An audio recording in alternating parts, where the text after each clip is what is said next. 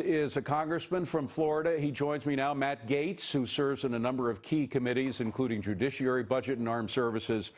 Our deep condolences to you, Matt. I feel like calling you by your first name when something like this happens. It brings us, in a strange way, brings us all together. Have you talked to your fellow congresspeople and senators about what's going on, about what you can do? I know you're from up in the Panhandle, but clearly you want to help out your fellow Floridians. Yeah, of course, David.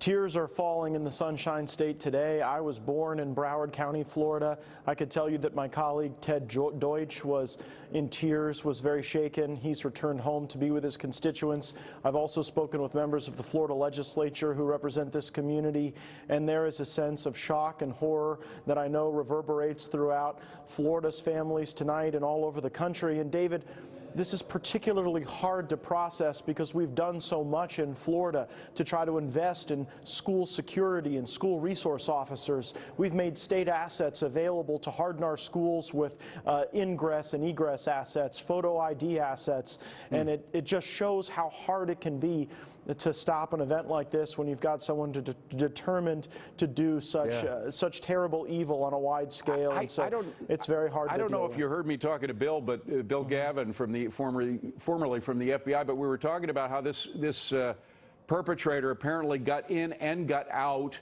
and was able to do damage on both the entry and the exit. Clearly, he was not a registered student. He'd been kicked out of that school before. For all of the money that you invested on security and IDs, apparently it did no good.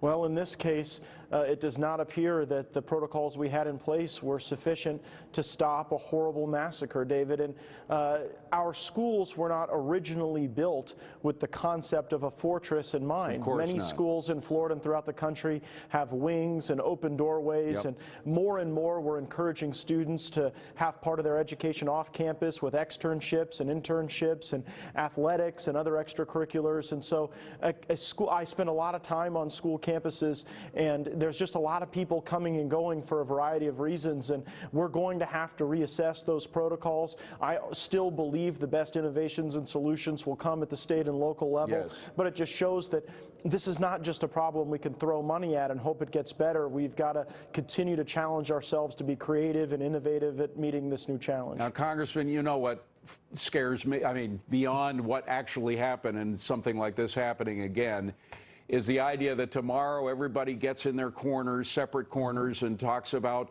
how it's gun control or too much or too little of this or that. Is there some way, despite all the grievances that everybody has with each other, that you guys can come together, everybody in Congress can come together with those in your state and local communities and figure out some protocol that will not be busted by something like this? Of course, David, there are a variety of bipartisan solutions that I think can help us deal with violence in our communities. It was actually a liberal Democrat from Broward County, Florida, that I worked with when I was chairman of the Criminal Justice Committee in the Florida legislature to stop guns from going into the hands of people who were mentally ill and had served time in a mental institution. And we were able to do that in a bipartisan way, and it received the support of gun advocates and public safety advocates and law enforcement and educators, all alike.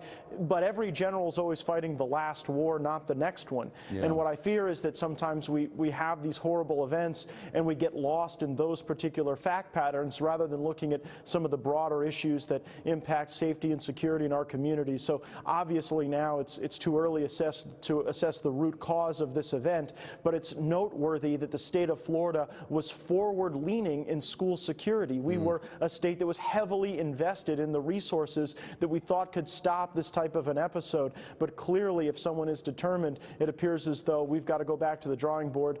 I mean, a parent has to know when they drop a child off at school that they're going to be able to pick that child up safely. This is central to not only our communities but our educational mission as well, and we're going to have to get working on it with our state and local partners. For a troubled kid who'd been kicked out of this same high school for being troubled, to walk in with an AR-15 rifle and do the carnage that he was responsible for shows you that the protocol has to be re-examined. And I wish you the very best, but more than anything right now, I wish the people of Florida our deep, deep condolences. I hope you can mend those wounds. Matt Gaetz, thank you for being here. I appreciate it.